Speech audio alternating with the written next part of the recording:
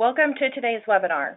Discovering New Business Opportunities for Your Pharmacy is presented by Eric Tosh, VP Compounding Support Services with Letco Medical, and Brian Kelly, Director of Business Development with ARL Biopharma. Eric Tosh has led the Letco Medical Professional Services team for 20 years, and his pharmacy career spans over 30 years. He is an adjunct faculty member of the Western University College of Pharmacy, a published author, and an industry leader in compounding. Brian Kelly has led ARL's business development team for 5 years, and his professional background includes 10 years of research, development, and project management in the biotechnology industry, including analytic chemistry, tissue culture, and preclinical pharmacokinetic and pharmacodynamic studies.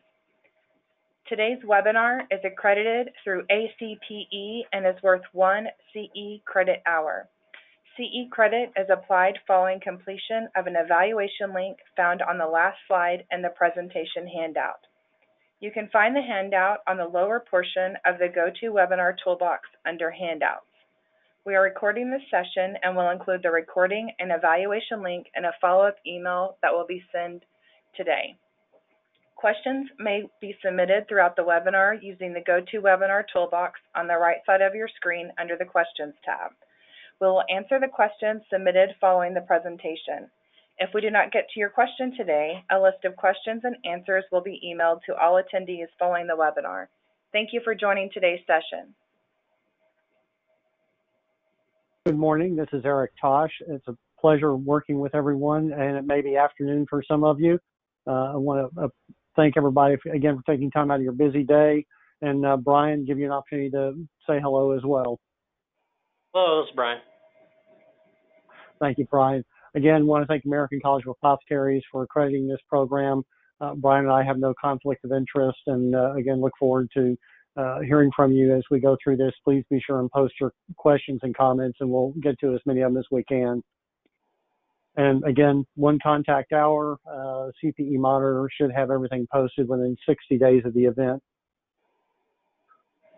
All right, so really want to talk about in this program, this ends up being a 2-part presentation. We're going to talk about the niche markets that are available, as well as in part 2, there'll be a follow-up on just the marketing mechanics. How do you get out there and get the word out and make sure that patients and prescribers know what you can do?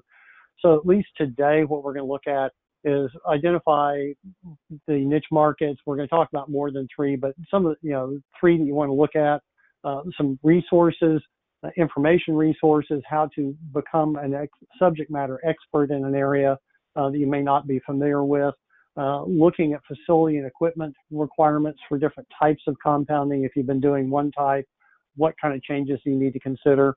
And then looking at quality in terms of how that plays into the new markets and how this really can distinguish yourself from other compounders. Really want to start in this first slide. This is a picture of the Philadelphia College of Pharmacy. For those of you who are not history folks, this was our first College of Pharmacy, founded in 1821, I believe. So about a year after USP was founded in 1820. And when we think about marketing of compounding, in the 1820s, you either went to the barber to have your medical work done, you went to the apothecary, and for those, again, who are into this sort of thing, what we would call pharmacognosy or weeds and seeds, everything was done by the pharmacist. You didn't really have to market. People knew that if you needed a poultice or needed something, either went to the what we would now call the tribal shaman, or the what we now hopefully are all pharmacists. And this is really the beginning of the science and professionalism of pharmacy, was with Philadelphia College of Pharmacy. So this is a picture of their original building. Just kind of provide some context and thought about where compounding came from. And at the root of this, what are compounders? We're problem solvers. So part of it is solving the clinical issue for a patient or a prescriber, but in this case, solving the problem of business. We've got to take care of patients. You've invested in your business.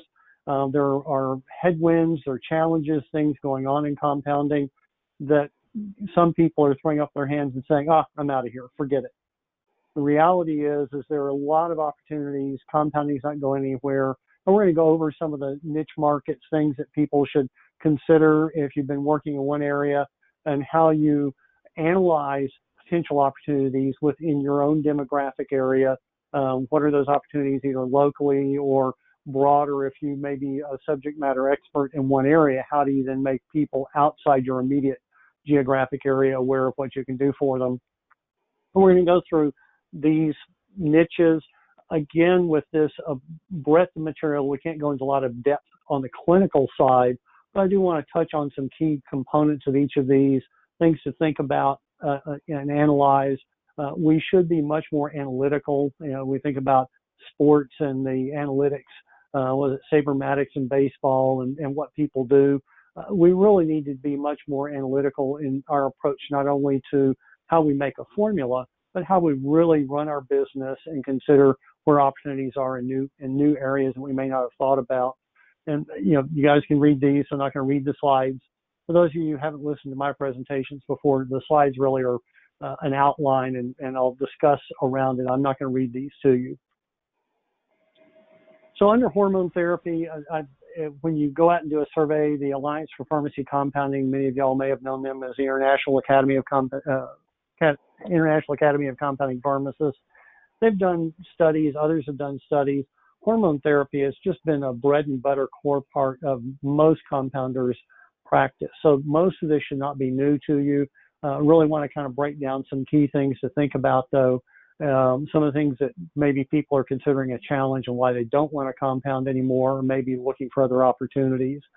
Certainly the common things: menopause, andropause, thyroid, a little bit more specialty, but still hormone therapy, anti-aging, and we'll talk a little bit more about anti-aging as we get further in. And then really want to touch on the NASM report that came out recently and address some concerns that likely will come up. For some context, though, looking, for instance, and don't want to read a lot of statistics off, but just to keep people aware of where we are from a business side. And these are U.S. data. Before the Women's Health Initiative study came out, that really scared a lot of practitioners as well as patients away from using hormone therapy because of some of the concerns about the risk associated with hormone therapy for cardiovascular disease. Prior to that, there were somewhat over 30 million women and accounted for about $25 billion. Now, that's really pharma dollars. We've never had a good handle on total dollars in the bioidentical hormone compounding side, but it gives you an idea that before the Women's Health Initiative, this market space was about $25 billion. And again, the U.S. population is over 300 million. We had 30 million women alone on hormone therapy. So we've now gotten past the Women's Health Initiative, have a little more understanding of what the risk factors were. And guess what? It wasn't the bioidentical hormones. It really was the use of the analogs that, whether it's an estrogen analog or some of the progestins, medroxyprogesterone acetate, that really looked like these were some of the problems. And not going to delve into the science on it, but it does look like we've seen a recovery. More women there and men as well, they're using bioidentical hormone therapy. As an example, on the men's side, I think this was from around 2017 or 18. There's one clinic chain that focuses on treating men, 49 clinics in 11 states. They have about 45,000 men reportedly.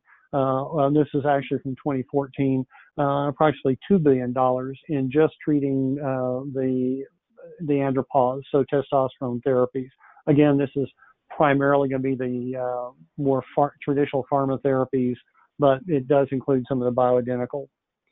Now, most folks by now are aware that the FDA over a year ago, about 18 months ago, funded a study by NASM, the National Academy of Science, Engineering and Medicine, to look at the clinical utility of bioidentical hormone replacement therapy. Well, we realized that you're not going to find many studies on compounded BHRT because we're not really set up in terms of, we're dealing with N's of one.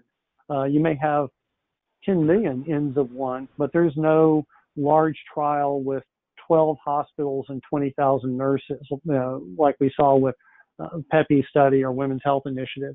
So the real challenge for us is and with this report is NASM came in. If you look at the makeup, the credentials of the people, all, scientifically their credentials were impeccable, but they don't come from the background that we do as practitioners dealing directly with patients in compounding therapy. So the report, to kind of cut to the chase, there were recommendations only. Some key points were there wasn't enough data to really make a decision about safety and efficacy, although I think any of us who've compounded for patients, the real outcome, whether it's a pharma product or a compounded product, is did the female patients' hot flashes go away?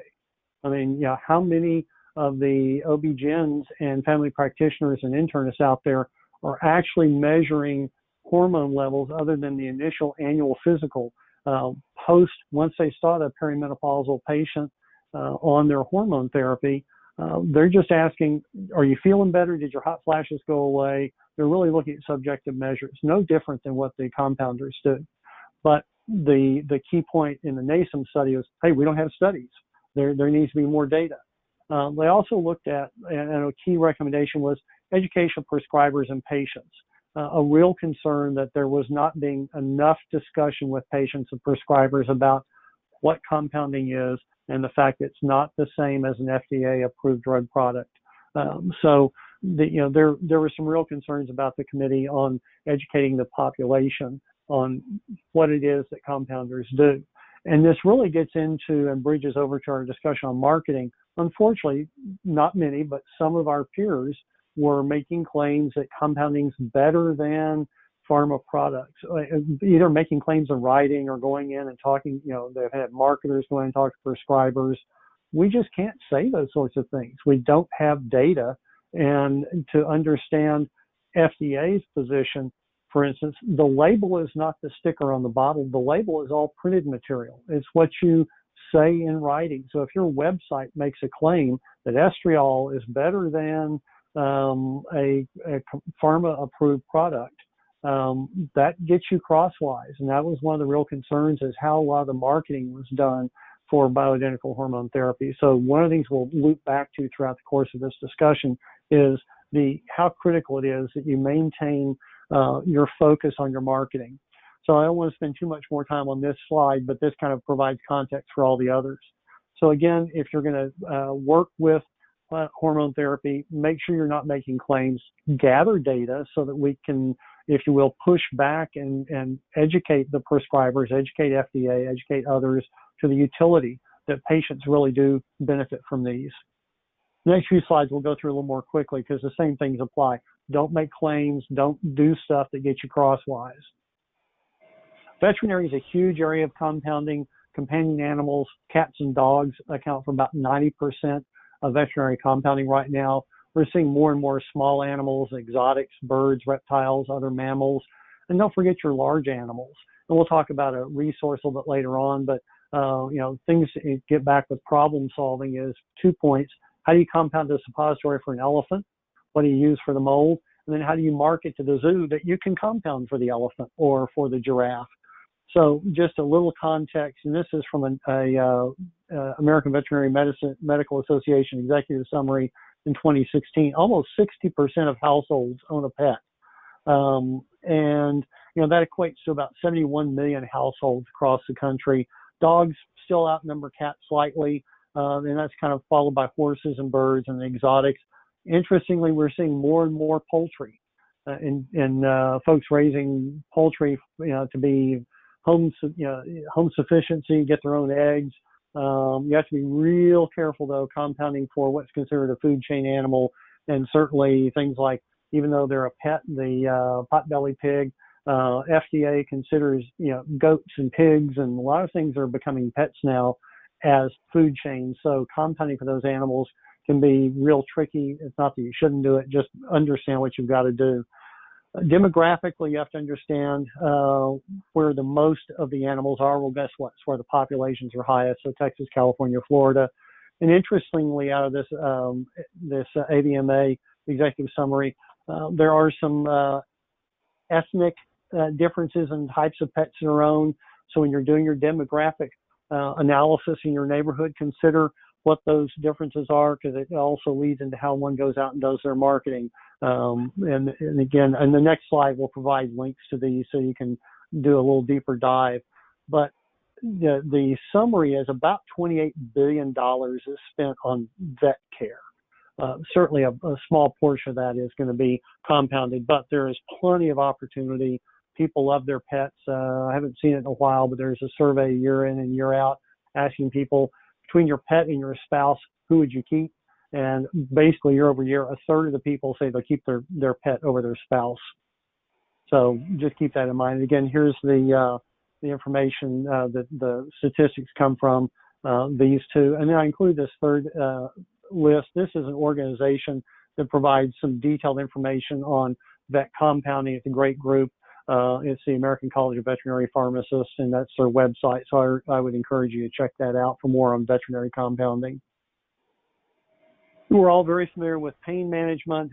Broke it down into some general categories: chronic, palliative, and hospice. Most of us should be familiar. Unfortunately, like the NASM study on hormone therapy, because of some of the sort of wonky stuff that was done with pain creams, FDA funded a parallel study on pain creams, and this is a link to that study and the assessment that was done on topical pain creams. But again, it was a problem. People were making claims.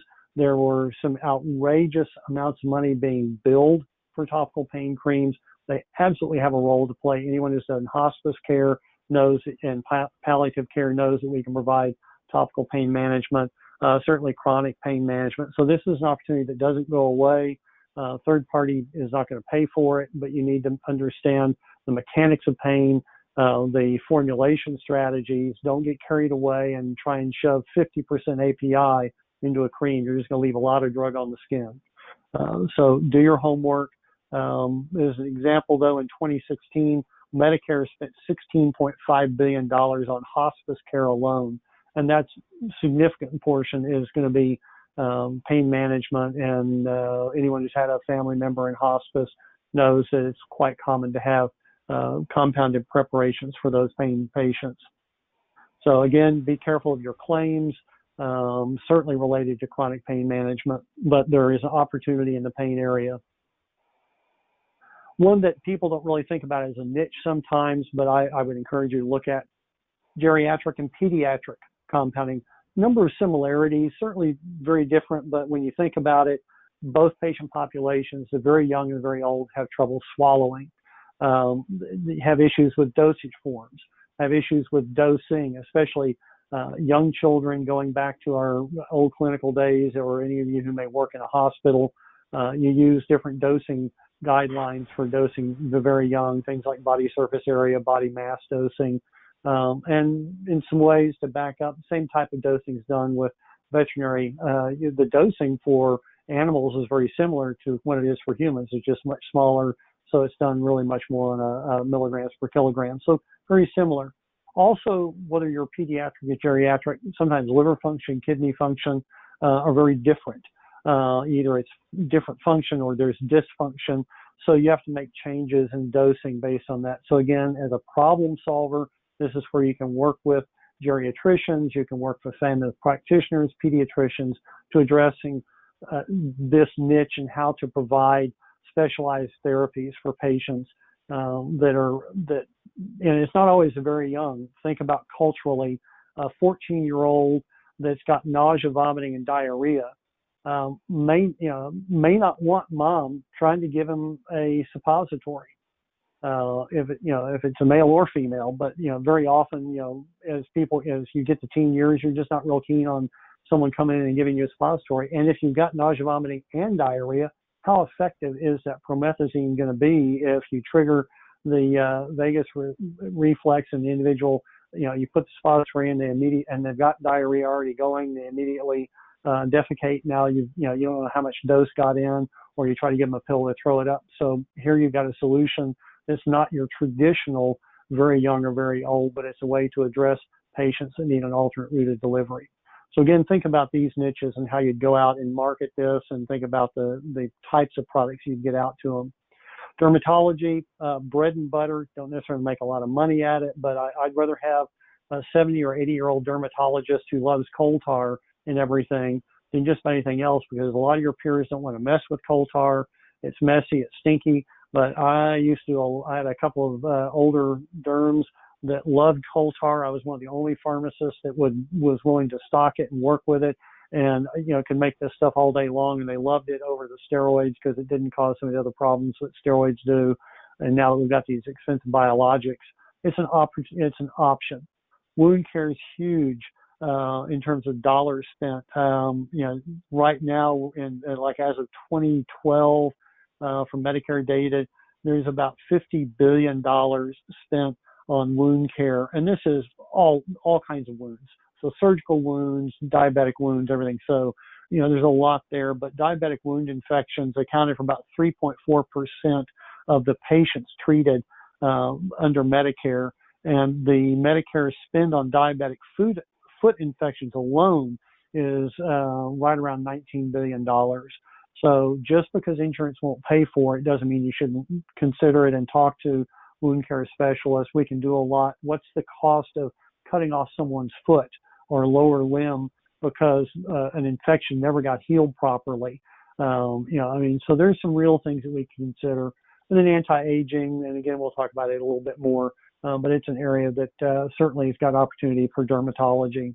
And again, need to work on your expertise, be familiar with what's there, but there are still plenty of opportunities in wound care. Anti-aging really is kind of a crossover. It relates to hormone therapy, rebalancing hormones, lean muscle support. We know that as lean muscle mass goes down, particularly in folks over age 65, 70, start to have more problems with controlling balance. They don't have enough strength to recover from a stumble, and then they fall and break a hip, and all the consequences for that. So there are some opportunities with it, primarily in the lean muscle support area. It's going to be sterile compounding, some of the testosterone esters that are used to help, and then related components that help patients maintain lean muscle mass. Certainly dermatology, kind of talked about that previously, is a component of anti-aging, a little different, but again, there's some opportunities there. And the nutritional support, this is one that's a little bit, I won't say a gray area, it's a challenge right now. There's some doctor offices that like to do chelation therapy, some other anti-aging IV therapies, and with the FDA restriction on office use, it really is an issue, but there are efforts to open this back up in terms of office use compounding.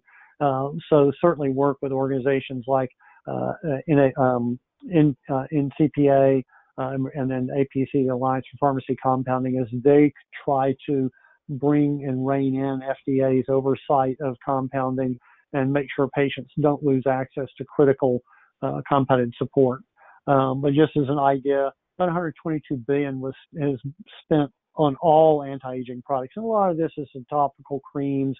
You've got things like the various injections, collagen injections, and so on, that are used to help keep healthy-looking skin and keep people young. But again, where people get in trouble is their marketing claims. So be very careful, have the science, back up what you say, and just for heaven's sake, don't make a lot of wild claims in print, because that will definitely get you in trouble. Weight loss, certainly health and obesity. Think about all the health conditions aside that are really tied to obesity in this country. And the little map that you see here, 1990, a lot of light blue and blue that indicates lower rates of obesity. 2000, more dark blue and tan. And then by the time we get to 2010, those states are really dark red. That's more than 30% of the population considered has a BMI higher than 30, or about 30 pounds overweight for a 5'4" person. So any of us in practice, it's obvious that obesity and now that we're all stuck at home, getting people to work out is even harder. So there are some opportunities in weight loss. In the old days, I've got highlighted here HCG. That's a biologic that's now been moved into a category that one can't compound anymore. But there are some things that are being compounded as appetite suppressants. There's commercial products on the market, a combination of phentermine and topiramate, as well as naltrexone, bupropion, commercial pharma-approved products for weight loss. Well, the doctor's stuck with the dose. And what if the patient is just very sensitive to phentermine, still want to use it, but they need to tweak that dose for a particular patient? This is where compounders have an opportunity to come in and help that smaller subset of patients that just don't tolerate the off-the-shelf doses.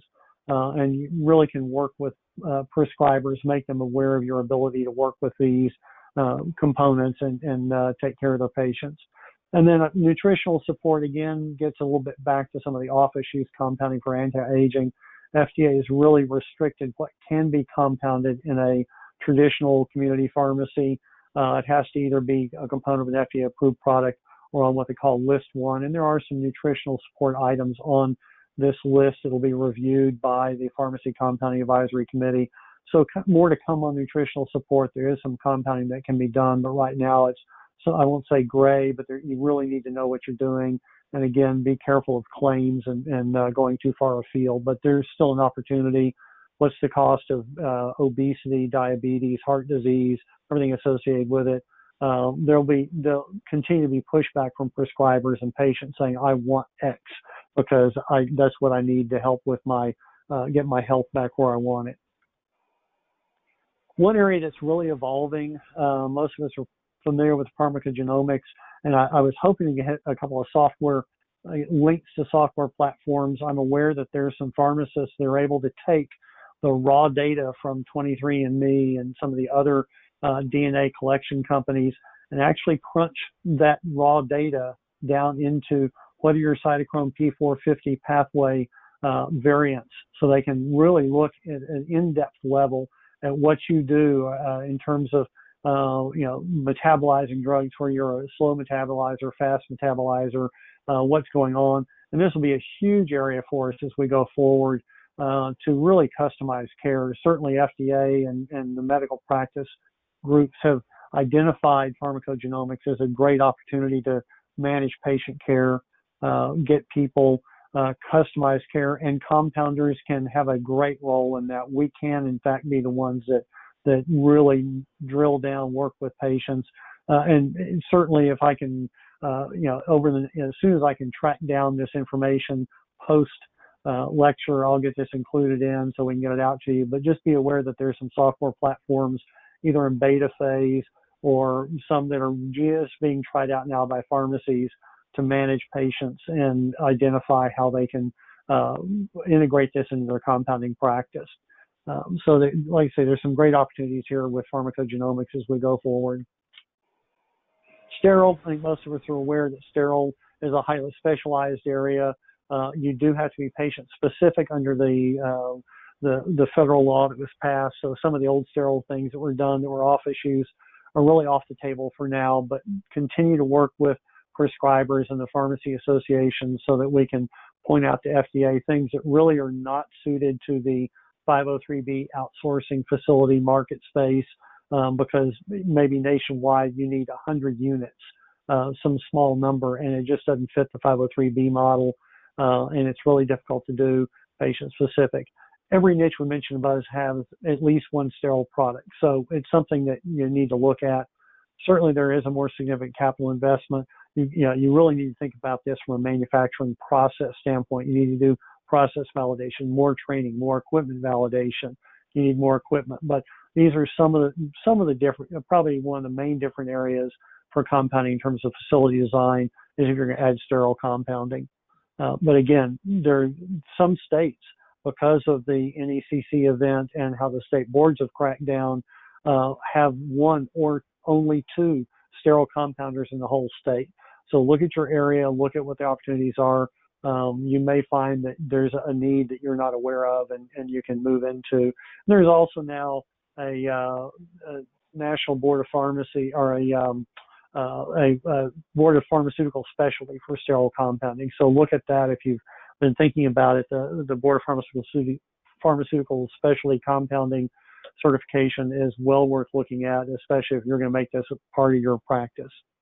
And from a marketing standpoint, that's a key thing to be able to say, hey, I'm board certified in sterile compounding. Yes, some of us have been compounding sterile for 2 decades, but you're going to get edged out by the new certification person because they've got that extra little stamp to put on their their wall. We'll pause here, catch my breath. I want to be able to move on and leave time for Brian for his slides. Facility design, we have to be much more thoughtful about our facility design. The old days of when I started compounding, some of us were just putting cream on an ointment slab, throwing some progesterone on it, and levigating it in with a spatula. You really do need to design your lab. And the nice thing is the lab designs don't necessarily require everything to look like a sterile lab, but with the changes in USP, things like USP 800 and the hazardous drugs, and the equipment available, you really, it's almost impossible now to compound in a 3-foot section of your countertop in the back room next to the bathroom. You've really got to give thought to designing a proper lab, workflow processes, how things flow through. There are companies that provide those consulting services. Many of the chemical providers provide support on how to do it, but you really do need to give thought to it. And just to kind of put on your radar, one of the draft versions of USP 795, which was a non-sterile compounding, at one point, in addition to the discussions everybody's had about BUDs, also had to have a separate, essentially what would be a separate lab for your non-sterile, non-hazardous, as well as your hazardous compounding. So if you work with progesterone and estriol and the hormones, you'll have, that would be in an 800 lab. And then your ketoprofen pain gel that's not a hazard could be done in your non-hazard, but you essentially have to have two footprints, 2 sets of equipment. So luckily, much of this equipment now is really affordable in the context of patients and how many patients you're going to have. Plus, we've got new technologies coming. I know that there's some pharmacies, they're beta sites for testing benchtop 3D tablet printing. Perfect space for compounding to be able to customize and dial in doses, particularly if you tie this to the pharmacogenomic compounding that's going on. So I would encourage you to consider the opportunities to work with these consultants and design a state-of-the-art lab. Some exceptions to think about. Really, most of your compounding, there's not a lot of difference from human to animal for anti-aging. Across the board, you're going to use the same equipment, same types of balances.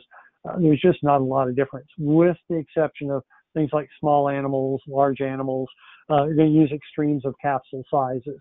Again, using the elephant example, a 2 mil or 2 gram suppository is not going to work for an elephant. You're going to have to figure out how to do that. It might mean using something like empty caulk tubes to make a suppository mold that would be suitable for a very large animal, or using number 4 capsules or number 5 capsules for a very small animal.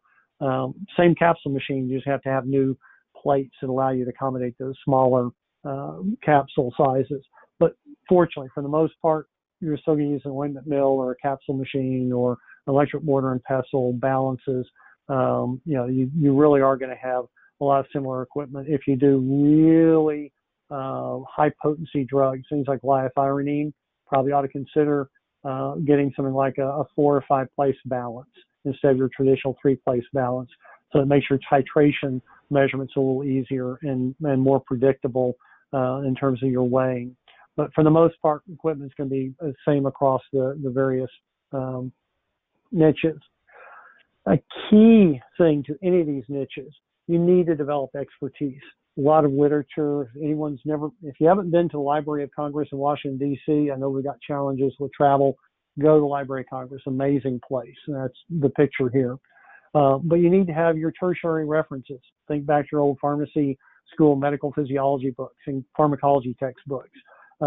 Review the niches and how they tie into that. I would encourage you that if you're going to compound for hormone therapy, you should take the journals that OB-GYNs take. If you're going to compound for pediatric patients, take the pediatric journals. Know what the doctors are seeing. Yes, you aren't a prescriber necessarily, but there's no reason why you can't take those journals and know what they're seeing on a monthly basis and be familiar with it. Certainly, there's some compounding specific resources, things like the Journal of Pharmaceutical Science, IJPC's website, Compounding Today, Secundum Artem. Here's just some limited number of examples, but there's a lot of information out there that some of it's subscription, some of it's free. In fact, I don't have it here, and my apologies to USP if you're on the call, but USP has compounding monographs, excellent monographs. So the last time I counted, north of 120 compounding monographs. That's literature, that's expertise you can refer to for formulation and understanding, and some of those are for veterinary purposes too. So don't forget about these websites that are available to you. Oh, I do have USP here on the next slide. Pubmed, be very familiar with how to do lit searches in Pubmed. A lot of good information there. ChemID Plus, physical chemistry. These are just a number of the websites. Talked about elephants. There's an elephantcare.org, and if you go to their top menu, there's a pull down that talks about compounding, and it lists compounding pharmacies as well as a formulary for elephants. So just kind of noodling around on the web, you can come across some interesting information. The IVIS website is an international veterinary information website. They've got essentially sort of a PubMed version, abstracts and articles on veterinary medicine. It's geared for vets, but there's information you can pull out. So if you're, I know your days are busy, you're filling out a lot of reports, but get staff engaged and involved, because this is where you can really develop a lot of expertise and use that in your marketing. Develop your personnel. You may not be interested in a particular niche, but you may have a staff member that has a personal love for a particular patient subset, and there will likely be compounding that needs to be done in that area. Get your staff engaged. Let them become experts in a particular area, and let them help you grow that practice. So make sure you're training your staff, and consider that there are now pharmacies engaging and bringing nurse practitioners in, or health advocates. Let them be experts and help you with your compounding. Absolutely engage as a preceptor. Older folks like myself, I'm not as, it takes me work to whip through some of these websites. If you get a pharmacy student in there, you can assign them research projects, find the abstracts, find the literature, create white papers. You can take out to practitioners about the things that really tie into your compounding and how you can help solve problems for them. And that becomes part of your marketing. And you can provide peer-to-peer white papers or summaries of studies that are then an indication of how a compounded preparation might match what was in that study. So make sure you're doing the staff training. Why do we have a flying boat on this slide? If you Google images for PBM, you get the Old Navy patrol bomber Martin. I tried to find images for each of these slides that kind of fit, and when I Googled PBM, I didn't get any of the big PBMs, but I got this. So just a little change of pace. Be careful. This is really also a caution. Be careful Googling and web searches. Not everything you see on the web is accurate, contrary to the TV ads. There's an homage to the old PBMs from World War II. But understand, for third-party billing, this is where a lot of pharmacists got in trouble, both with their marketing and what they did. Doesn't mean you can't bill compounded preparations. There are still some opportunities to do it, but you better read that contract very carefully. Right now, APHA, NCPA, the Alliance for Pharmacy Compounding, and other organizations are really working hard with the TRICARE, Express Scripts clawback over compounded preparations. Some of the things that were going on were just kind of crazy. So if you're going to do third-party billing, you really need to know what's going on and be very prepared and understand that they are very strict, and any errors in submission will definitely lead to clawbacks and penalties. So it's not that you can't do it, but it's an area that if you're going to do it, really develop the expertise, the business expertise to do it right. I think I skipped a slide, sorry. Regulatory considerations, again, just want to touch on that. Need to know your federal law. DQSA, the Drug Quality Security Act, how FDA is using that, implications of office use, a memorandum of understanding, DEA issues, OSHA, this is USP 800, antitrust laws, particularly the Stark law on things like kickbacks and so on. This is where a lot of the folks who are doing crazy stuff with pain creams are now dealing with federal indictments because they did stuff that was just nuts. They were, phony drug studies and crazy stuff that were, providing kickbacks to prescribers. You work too hard for your license and for your business. You don't want to be, losing that over trying to figure out a way to scam and do a little, do a quick buck, because it will come back and bite you.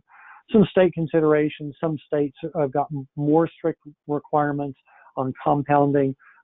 Certainly, I haven't seen too many address marketing, but they're understand if your state has rules about marketing and co-ownership of a pharmacy by a practitioner and how they perhaps tell patients where to go get prescriptions.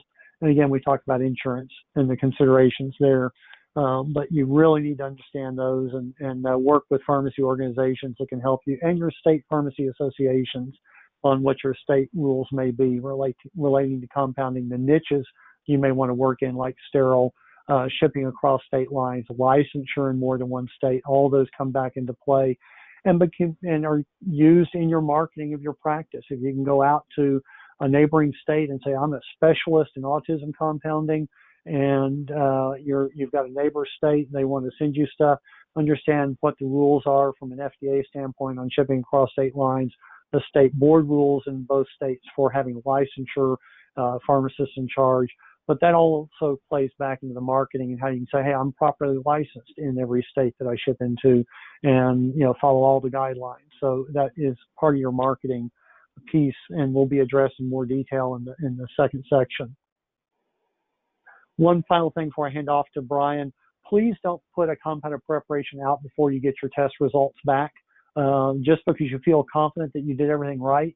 We've seen problems where they weren't. So remember, our first oath, whether it's Hippocratic or pharmacist oath, in summary, is you do no harm. Remember that the Drug Quality Security Act, BQSA, what happened with New England Compounding Center and Ameridose, really resulted in quality failures, and it went back to some, if you will, ethics and how their business model was designed. And technology plays a huge role in quality, and using that technology to ensure your quality, your end product. At this point, I think it turns over to Brian. Okay, thank you, Eric. So regardless of which new market segment you decide to pursue, keep in mind there are quality standards that apply. Eric mentioned that you need to obtain expertise in facility design, staff training, billing, etc., but you also need to become an expert in quality regulations. If you're an expert in quality, you can use that expertise as a sales tool for your pharmacy. That's a little bit of what we're going to talk about today. So, there's the GMPs for the outsourcing facilities. As Eric just talked about, the 503As have regulations that vary state to state, so make sure you know the laws for all states you're selling your compound preparations. Also, whether you're a 503A or a 503B, federal regulations say that drugs cannot be prepared, packed, or held under insanitary conditions. Insanitary conditions seems to be a favorite term for FDA, and they're using it in a variety of situations. Make sure you read their insanitary conditions at Compounding Facilities Guidance Doc and apply policies and procedures to prevent insanitary conditions. It would be impossible to cover the various requirements of the different states in this webinar, but most states have adopted some degree of two major compounding USP chapters. Those chapters are USP 795 for non-sterile and 797 for sterile. Next slide, please, Eric.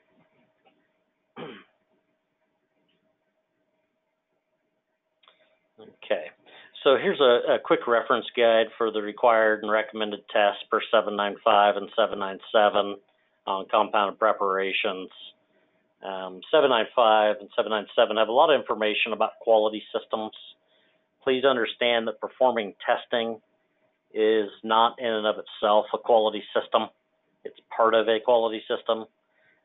Testing is a lagging indicator that all the other things you are doing are working correctly. Okay, I'm not going to go through these tests. But I do want to mention that not all tests listed here apply to all formulations. USP 51 is an example that that test only applies to products with an antimicrobial preservative. So to determine which tests apply to your product, you need to understand the tests. Something else I also want to point out is that there are microbiological tests required for non-sterile preparations. Those tests are USP 61 and 62. Learn about those tests and perform them or have them performed if they're relevant to your products. So keep in mind, FDA's insanitary conditions, their concerns about unsanitary conditions apply to non-sterile preparations. Next slide, Eric. So when I began working on this presentation, I was thinking about how am I going to talk about quality in a business development presentation. So I was sitting at my desk and I looked around at a couple of things that were sitting on my desk, and with the current COVID situation, the two items on my desk that I looked at were a bottle of hand sanitizer and a bottle of multivitamins. I picked them up and looked at them, and the hand sanitizer had a claim that it killed 99% of germs on the label. So it's a label claim as to the quality of the hand sanitizer. Okay. The other item was the multivitamins that I had on my desk, and they had this USP verified mark on the label. I recall that I purposely chose that brand of multivitamins over other brands because of this mark. And why did I do that? Because this mark is a claim to the quality of the vitamins. So it was kind of my aha moment was, what I can talk about is that quality sells. These two claims of quality, kills 99% of germs, and the USP verified mark influenced my purchasing decision and gave these two products an advantage over their competition. So as I continued on, I focused on the vitamins with the USP mark because I chose to buy these vitamins because of that USP mark, but I didn't even really know what that USP mark meant. Next slide, Eric. So got into the USP website on the nutritional supplements to figure out what that USP verified mark means and what's required to obtain that mark. But the USP verified mark means that the manufacturer had potency testing performed. Remember that the potency testing really tells you two things, and that is, did you use the correct ingredients and are they at the right concentration? Second thing is that the product does not contain harmful levels of specified contaminants. This includes microbiological contaminants. So remember the USP 61 and 62 I mentioned, that's two microbiological tests on non-sterile preparations. These are an oral solid dose, right? The third thing is that the product releases properly. The fourth is that the product is made using sanitary, there's that concept again, and well-controlled procedures. One of Eric's slides mentioned process validation. That's proof that you have a well-controlled procedure. So in short, testing is required to place the USP verified mark on nutritional supplements. The companies that have put forth the money to be able to use the USP mark believe that'll help them sell more vitamins, right? Because it's a competitive advantage. So I'm sure many of you have seen the commercials on TV where they mention that their USP vitamins or that their vitamins are USP verified. They want to make sure that you know their products are USP verified, and even briefly explain who USP is, right? As Eric mentioned, I'm not suggesting that compounders, try to put some kind of logo on their label. You got to be careful about claims you make. Compounders aren't going to qualify for this USP verified logo on a compound preparations because the logo is limited to dietary supplements. So, but what I am suggesting is that the mark, this USP logo or mark, is one way companies use proof of quality as a sales tool, right, as a competitive advantage.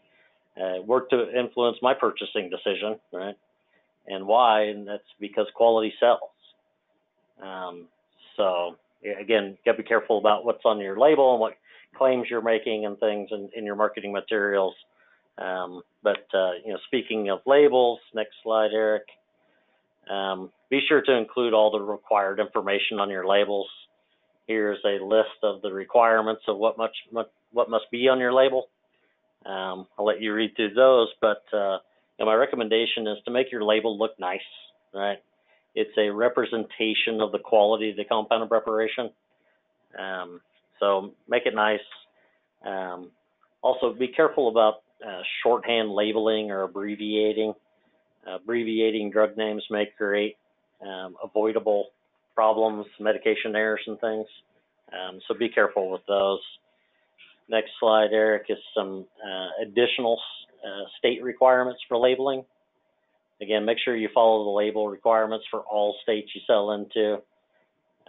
Again, the label should be well organized and easy to read. The printing shouldn't smear when it gets wet, as an example.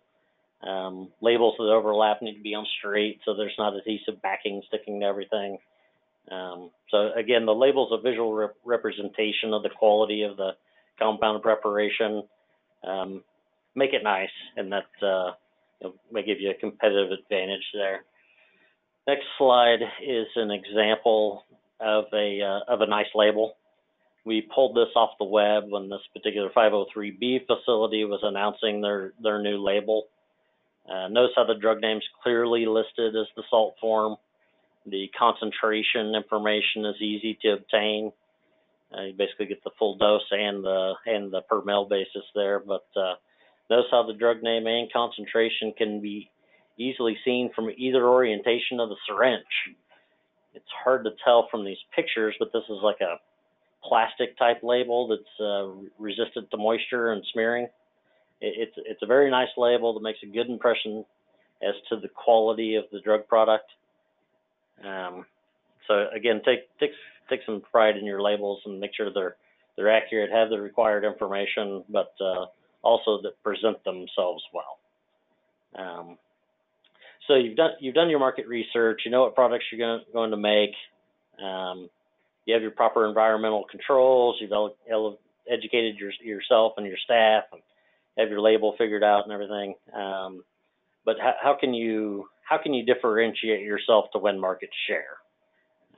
You may be competing against some well-established competition, and so you have to have the ability to separate yourself from those guys.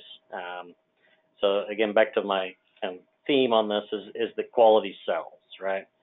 Remember the USP verified logo and the kills 99% of germs.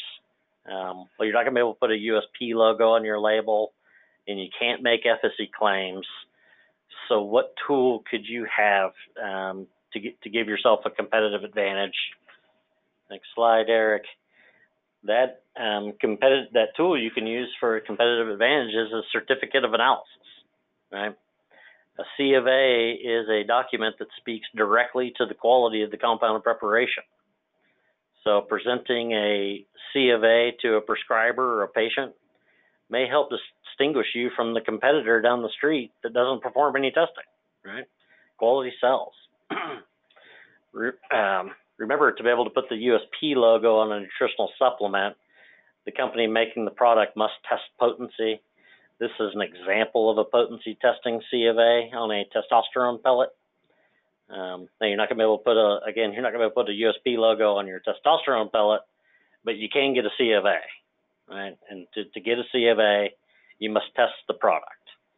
The C of A can be an effective sales tool, but for it to be an effective sales tool, you must understand the C of A and be able to explain it to the prescriber or the patient.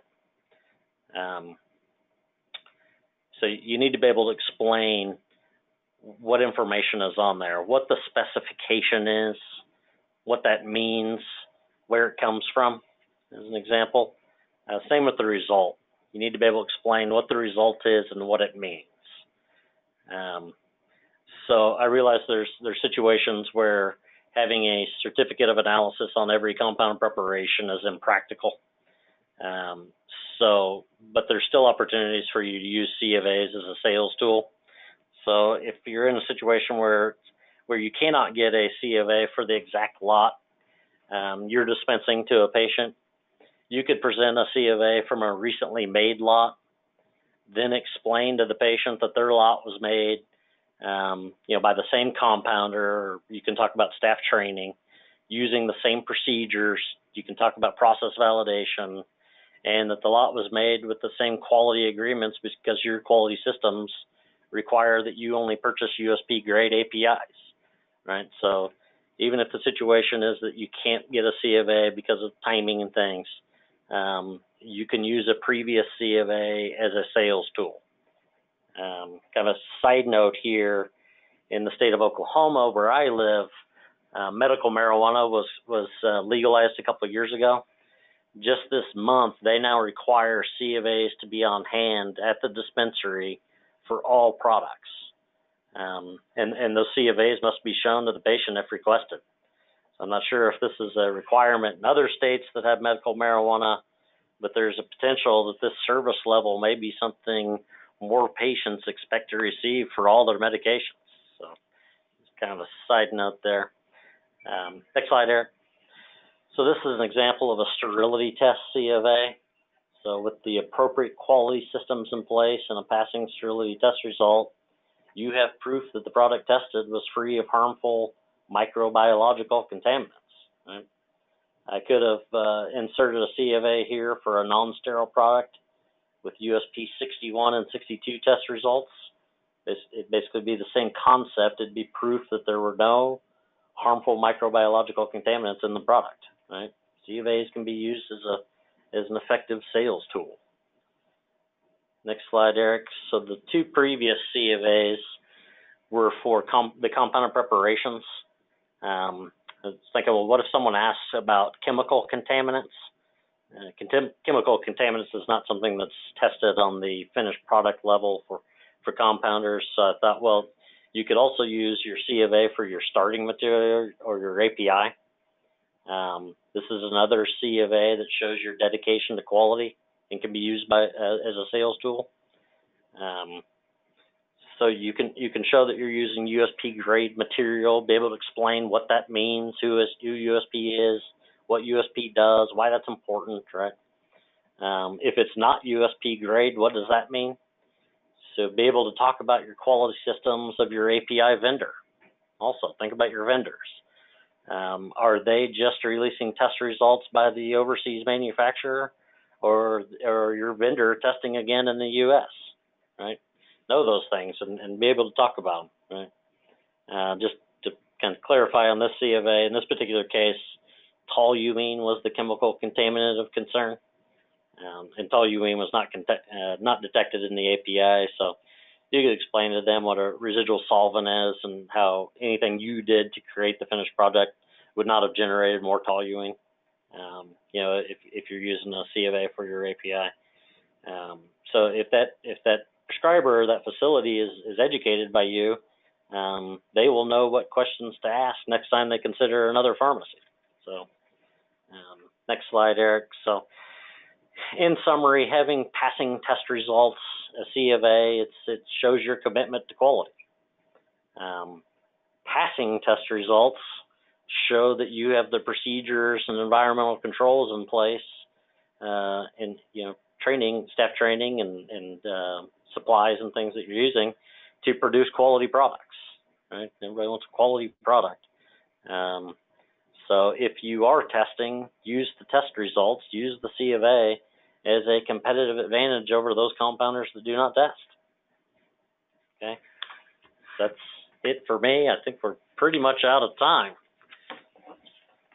Yes, we had a couple of questions come in, and we'll answer those following the session. If you have any additional questions, feel free to submit, and then you can also send those to our contact information as well.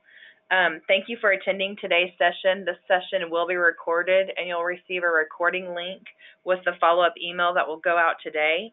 For CE credit, fill out the survey on the last slide of the handout for the slides. There's also a QR code in there if you'd like to scan that. The link will also be included in your email that will go out to all attendees this afternoon. Thank you very much for attending today's session. Thank you.